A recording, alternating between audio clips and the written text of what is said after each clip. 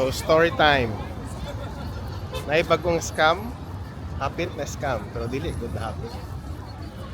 Naimo dool sa imo gikan sa sakyanan, pasumangil, nga ingnon din ka nga Italiano. Ngano daw ang Italiano ko? Tagnaa. Ako daw bangas, ug akong tiyan. Kita ko kono.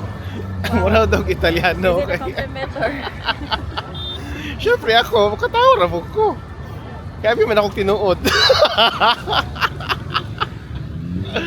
Pero lahi ang style. First time na ako na-encounter na to nga scam danhi. Kaya iya maging gihunong ko danhi nga lugar kana diha. Itawag ko niya. Sumangil pagid siya. Siyempre, siya kabalog French po. Tinag-French mo pupunuhay ko. Pero long story short, yang ginabuhat, ginakuha ka niya og kuan. Alang siyang style is pasumangil good nga hatagan kag business card.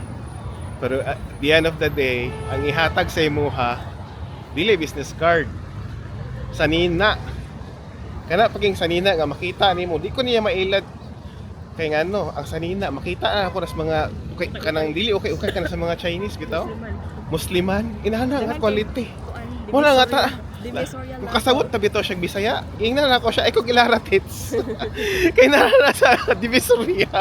Dihan kina sa mo. Mga Ralph Lauren, joker kayo. So at the end of the day, nagkatawar ako, hindi na goodbye. So, dili ko niya mailad, kaya mahingilad tang dako. So, At least scam ka sa Paris. yes.